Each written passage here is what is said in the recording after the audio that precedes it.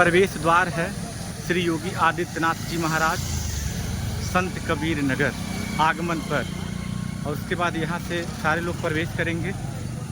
देख सकते हैं हर जगह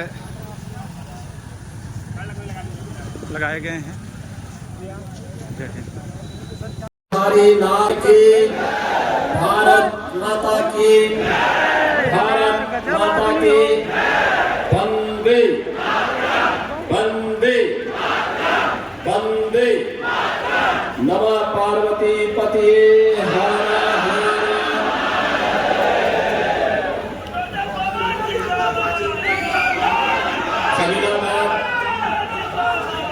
एवं मैदान विधानसभा क्षेत्र की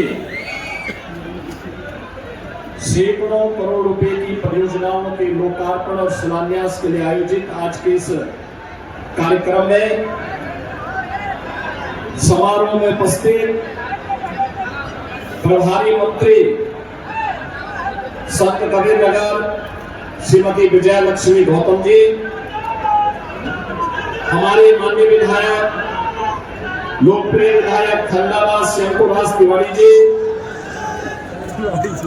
लोकप्रिय विधायक मैदावल सैनिक त्रिपाठी जी, लोकप्रिय विधायक धनकटासी गणेश चंद चौहान जी, विधान परिषद सदस्य संतोष सिंह जी, विधान परिषद सदस्य श्री सुभाष यदुवंशी, जिला पंचायत के प्रशासक श्री बलराम यादव जी, पूर्व सांसद श्री सुधा प्रसाद शुक्ला जी, पूर्व सांसद श्री इंद्रजीत मिश्रा जी, पूर्व सांसद श्री प्रवीण निषाद जी, भारतीय जनता पार्टी की जिला अध्यक्ष श्रीमती नीतू सिंह जी, पूर्व विधायक श्री राकेश सिंह बघेल जी, पूर्व विधायक श्री दिग्विजय नारायण चतुर्वेदी जी, जिला प्रभारी अजय कुमार गौतम जी, पूर्व जिलाध्यक्ष श्री दुर्गा प्रसाद राय जी, श्याम करण सिंह जी, बद्री प्रसाद यादव जी, शेख मोहन राय जी, राम नदी चौधरी जी, जगदम्बा प्रसाद श्रीवास्तव जी, मंच पर उपस्थित भारतीय जनता पार्टी के हमारे सभी पदाधिकारीगण, सहयोगी दलों के भी हमारे सभी पदाधिकारीगण, भारी संख्या में उपस्थित जनपद संत कबीर नगर के मैदान और खैलाबाद विधानसभा क्षेत्र से जुड़े हुए सभी उपस्थित बहन और भाइयों, आज सावन शिवरात्रि है। यहाँ के पवित्र धाम बाबा तामेश्वर नाथ धाम में श्रद्धालुजन आकर के देवाधिदेव महादेव को अपनी श्रद्धा अर्पित करते हुए जलाभिषेक कर रहे हैं। बाबा तामेश्वर नाथ धाम की इस पावन धरा को कोटि कोटि नमन करते हुए मैं आप सभी का अभिनंदन करता हूं और सावन शिवरात्रि की हृदय से बधाई भी आप सबको देता हूं।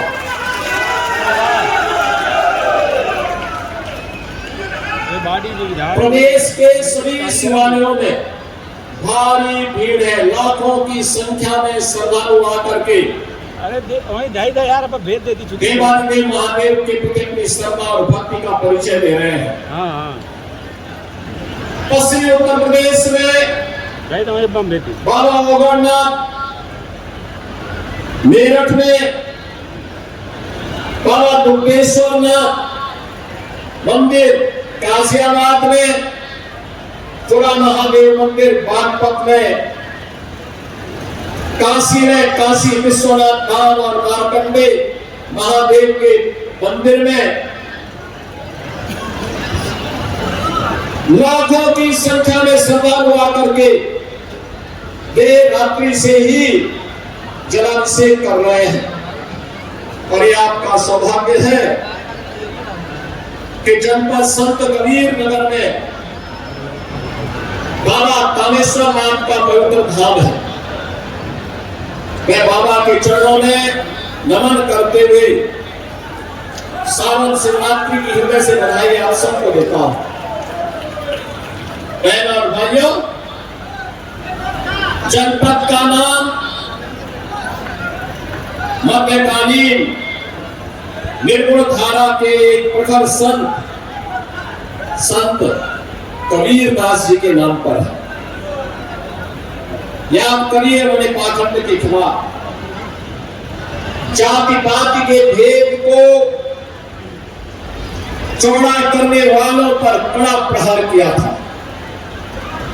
समाज को बांटने वाले लोगों से उन्होंने सावधान किया था। और यही कारण है, सैकड़ों वर्षों के बाद भी संत कबीर दास जी की ये वाणियां आपके समाज का मार्गदर्शन कर रही है। संत कबीर दास जी उस पाखंड के खिलाफ लड़ने के लिए इसीलिए मगहर में आए थे। लोगों की मान्यता थी कि मगहर में मरने पर नरक मिलता है। उन्होंने कहा, स्वर्ग और नरक ये व्यक्ति के कर्मों पर निर्भर करता। अच्छे कर्म करिए, लोक कल्याण का कार्य करिए, सदाचार का कार्य करिए, अपने कर्तव्यों का निर्वहन करिए, ईमानदारी के साथ अपने कर्तव्यों का निर्वहन करेंगे तो आपको कहीं भी स्वर्ग प्राप्त हो सकता है। और उन्होंने सीधे मगहर में आकर के साबित किया कि नहीं, यहाँ नरक नहीं, यह भी स्वर्ग पानी की भूमि है। और स्वर्ग पानी की भूमि संत कबीर दास जी की इन स्मृतियों को जीवंत बनाने के लिए डबल इंजन की सरकार ने प्रधानमंत्री मोदी जी के मार्गदर्शन में कबीर एकेडमी का निर्माण मगहर में किया, वहां का सुंदरीकरण किया है। संत कबीर दास जी से जुड़े हुए विभिन्न पहलुओं को लेकर के सोच को आगे बढ़ाने के लिए हम लोगों ने अपने कार्यक्रम को आगे बढ़ाया है। बहन और भाइयों, बदलता हुआ संत कबीर नगर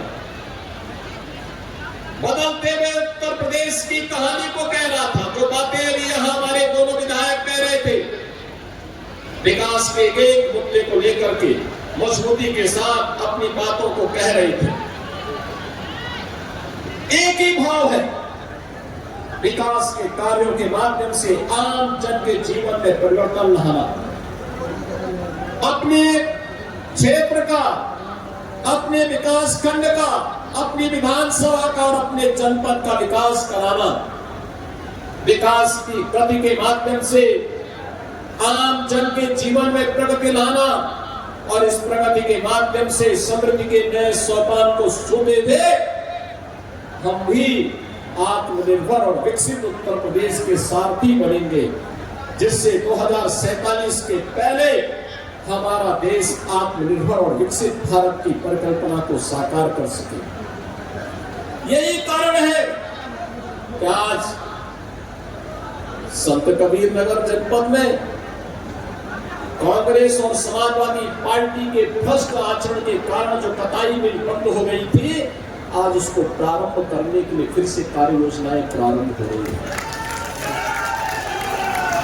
ये सीजन याद करिए, ये सीजन संत कबीर नगर, गोरखपुर, बस्ती, सिद्धार्थ नगर, कुशीनगर, देवरिया,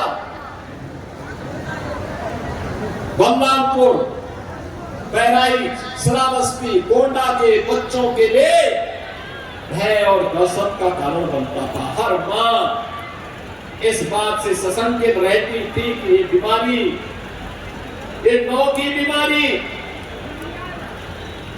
ये मस्तिष्क ज्वर न जाने किस बच्चे को निगल लेगी। कांग्रेस कुछ नहीं कर पाई। समाजवादी पार्टी को 4 बार सरकार बनाने का अवसर मिला था, वह कुछ नहीं कर पाई। ये मैं अपना सौभाग्य मानता हूं, जब डबल इंजन की भारतीय जनता पार्टी नेतृत्व की एनडीए सरकार बनी, आज इंसेफ्लाइटिस को हमने पूरी तरह समाप्त कर दिया। अब मौत की बीमारी नहीं, मस्तिष्क ज्वर नहीं है। अब बच्चों की मौत बीमारी से नहीं हो सकती, वैसे ही नहीं हो सकती जैसे अब कोई माफिया किसी नौजवान की भविष्य के साथ खिलवाड़ नहीं कर सकता। ये बीमारी इस क्षेत्र के लिए बीमारी और यूपी को बीमारू राज ये कांग्रेस और समाजवादी पार्टी ने दिया था। पाप ये करते थे, भुक्तभोगी आपको होना पड़ता था, यहां के नौजवानों को होना पड़ता था, यहां के बच्चों को होना पड़ता था। भ्रष्टाचार इनका और खामियाजा हमारे बच्चों को भुगतना पड़ता था। वे समय कालकल्पित होते थे। आज बहनों और भाइयों, बीमारी को भी समाप्त किया और माफिया को भी समाप्त किया। माफिया को कर्फ्यू मुक्त उत्तर प्रदेश, पर्व और त्योहार के पहले हमें कभी मैदान में, कभी बखीरा में, कभी खलीलाबाद में, कभी धनघटा में दुर्गा पूजा पंडाल लगाने के लिए आना पड़ता था, दुर्गा मूर्ति विसर्जन के लिए आना पड़ता था, रामनवमी के जुलूस को, शोभा यात्रा को आगे बढ़ाने के लिए आना पड़ता था। अब मैं कह सकता हूं, मैं लखनऊ से ही देख सकता हूं कि आपकी शोभा यात्रा और आपका मूर्ति का पंडाल सुरक्षित है, कोई भय नहीं, कोई भय नहीं। अब राह चलते हुए किसी बेटी को कोई गुंडा छेड़ नहीं सकता है। ईमानदारी के साथ व्यापार करने वाले किसी व्यापारी के साथ कोई जबरदस्ती नहीं कर सकता है। उसे मालूम है बेटी के साथ छेड़खानी की और व्यापारी के व्यवसाय में अनावश्यक हस्तक्षेप करके लूटपाट करने का प्रयास किया तो खामियाजा एक ही होगा, या तो जेल जाना पड़ेगा या जहन्नुम की यात्रा के लिए तैयार रहना पड़ेगा। बहनों और भाइयों, जब इस दृढ़ इच्छा शक्ति के साथ कार्य होता है तब परिणाम आते हैं। पहले आज जब हम रामेश्वरनाथ धाम की बात करते हैं, कॉरिडोर बनाने की बात करते हैं, तो बहनों और भाइयों, ये धाम में कॉरिडोर बनाने की बात इसलिए हो पा रही है क्योंकि हमारे पास पैसा है। हमारी भगवान शिव के प्रति, देवादिदेव महादेव के प्रति हमारी आस्था है। भारत की विरासत का सम्मान करना चाहते हैं। इससे पहले पैसा था, लेकिन यही पैसा कब्रिस्तान की बाउंड्री वाल के नाम पे खर्च होता है। ये पैसा कहीं पे संत कबीर एकेडमी के लिए नहीं खर्च होता था। संत कबीर तो निर्गुण धारा के थे। उन्होंने जितना मुस्लिम कट्टरपन के खिलाफ कहा उतना ही हिंदू कट्टरपन के खिलाफ भी कहा, लेकिन हिंदू ने उन्हें पूजा है और मुसलमान दूर से भी नहीं छूना चाहता। यही अंतर है, यही अंतर है। आज संत कबीर दास जी के नाम पे अकेडमी बनती है, ऑडिटोरियम बनता है और साथ साथ बाबा कामेश्वरनाथ धाम के कॉरिडोर के निर्माण के लिए भी हम कार्य कर रहे हैं। मैंने बताया है कामेश्वरनाथ धाम के जितने लोग वहां बसे हुए हैं उनको हम मुआवजा देंगे, बसाने की व्यवस्था करेंगे। वे लोग सहयोग करेंगे तो आने वाले कई 100 वर्षों के लिए, आने वाली पीढ़ी के लिए उत्तम धाम का निर्माण हो जाएगा। पैसे की कमी नहीं, पैसा हम देंगे, वे सहयोग तो करें। बैजूनाथ धाम का मंदिर बीच में क्षतिग्रस्त हुआ था। हमने धर्मार्थ कार्य विभाग को कहा है जल्दी से उसका प्रस्ताव मंगाओ, वहां पे भी कोई कार्य होना चाहिए, बैजूनाथ धाम में भी होना चाहिए। बहनों और भाइयों, आपकी आस्था को सम्मान देने वाली सरकार होगी तो ही विकास करा पाएगी। जिनके मन में आपकी आस्था के प्रति सम्मान का भाव नहीं, वे विकास भी नहीं करा सकते। वे छात्रों की छात्रवृत्ति को हड़प जाते थे, विकास के कार्यों को लूट मचा देते थे, नौजवान की नौकरी में लूट मचती थी,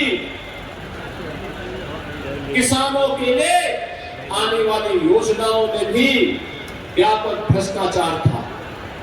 आप सोचो, कोई ये कल्पना कर सकता है?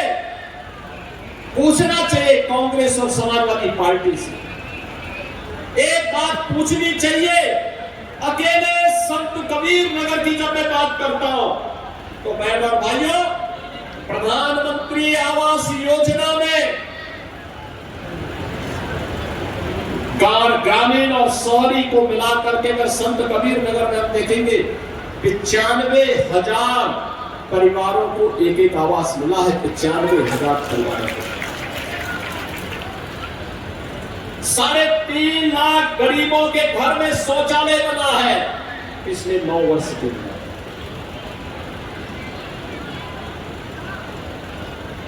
3 लाख से अधिक किसानों को प्रतिवर्ष 6,000 रुपए सालाना प्रधानमंत्री किसान सम्मान निधि का लाभ मिल रहा है। वृद्धजनों को वृद्धावस्था पेंशन, दिव्यांगजनों को दिव्यांगजन पेंशन, निराश्रित महिलाओं को निराश्रित महिला पेंशन का लाभ मिल रहा है। प्रदेश भर में 1 करोड़ 10 लाख परिवारों को सुविधा दे रहे हैं। मातृ वंदना योजना के अंतर्गत भी सुविधा प्राप्त हो रही है। बहनों और भाइयों, कार्य करने की इच्छा शक्ति होनी चाहिए। आज जो ये सड़कें बन रही है, ये जो बाईपास बन रहे हैं, ये जो बस स्टेशन बन रहे हैं, बहराइच से लेकर के बांसी होते हुए खन्नाबाद तक जो रेलवे लाइन बन रही है, ये रेलवे लाइन ये विकास का आधार है। विकास का ये विकास करेगी, बेहतर कनेक्टिविटी देगी। और हम लोगों ने तय किया है लैंड बैंक जैसे ही यहां का तैयार होगा तो हम लोग संत कबीर नगर में भी एक विकास प्राधिकरण के गठन की कार्रवाई को आगे बढ़ाएंगे। विकास प्राधिकरण का कार्यक्रम, ढेर सारे कार्यक्रम आगे बढ़ेंगे। हम 1 डिस्ट्रिक्ट 1 मेडिकल कॉलेज की तरफ भी बढ़ रहे हैं। ये इसलिए क्योंकि आज की आवश्यकता है। आज सड़कें अच्छी, पहले क्या था? 17 के पहले बाढ़ से, बीमारी से, दंगा और कर्फ्यू से, आस्था पर हो रहे प्रहार से, गुंडागर्दी से, गरीबों की जमीनों पर हो रहे कब्जे के कारण आम जन त्रस्त रहता था। गरीब को राशन नहीं मिलता था, शासन की सुविधा का लाभ नहीं मिलता था। आज तो बिना भेदभाव के सब योजनाओं का लाभ मिल रहा है। जिन 95,000 गरीबों को मकान की सुविधा मिली है, आवास की सुविधा का लाभ मिला है, बहनों और भाइयों, उन्होंने कभी सोचा भी नहीं होगा कि बिना किसी सिफारिश के मकान मिल रहा है। जिन 3.5 लाख परिवारों के घर में शौचालय बना है, उन्होंने कभी सोचा भी नहीं होगा। लेकिन ये डबल इंजन की सरकार है, मोदी जी का मार्गदर्शन और नेतृत्व है, युवा के लिए नौकरी है, रोजगार भी है। आज जो एक कांग्रेस और समाजवादी पार्टी प्रोपेगेंडा कर रही है, मैं इनसे पूछना चाहता हूं, इन्होंने क्या किया था? बीमारी से मौतें होती थी, गरीब का बच्चा मरता था, ये मौन रहते थे, मौन रहते थे। इनके कानों में जू नहीं रहता था, कभी उस गरीब के साथ खड़े नहीं होते थे। आज तो गोरखपुर में बिहाड़ी मेडिकल कॉलेज भी स्वस्थ है, सुपर स्पेशलिटी की सुविधा भी है, एम्स बन गया है। और एम्स बनने के साथ साथ जहां पहले केवल गोरखपुर में मेडिकल कॉलेज था, आज गोरखपुर में मेडिकल कॉलेज है ही, एम्स बन गया। कुशीनगर में मेडिकल कॉलेज, देवरिया में मेडिकल कॉलेज, महाराजगंज में मेडिकल कॉलेज, सिद्धार्थनगर में मेडिकल कॉलेज, बस्ती में मेडिकल कॉलेज, बलरामपुर में मेडिकल कॉलेज, बहराइच में मेडिकल कॉलेज, गोंडा में मेडिकल कॉलेज, सुल्तानपुर में मेडिकल कॉलेज, प्रतापगढ़ में मेडिकल कॉलेज, रायबरेली में मेडिकल कॉलेज। बहनों और भाइयों, अमेठी में मेडिकल कॉलेज, अंबेडकर नगर में मेडिकल कॉलेज, अयोध्या में मेडिकल कॉलेज। जौनपुर में मेडिकल कॉलेज, गाजीपुर में, चंदौली में, सोनभद्र में, मिर्जापुर में, यानी मेडिकल कॉलेजेस की एक लंबी श्रृंखला खड़ी हो गई है, लंबी श्रृंखला खड़ी हो गई है।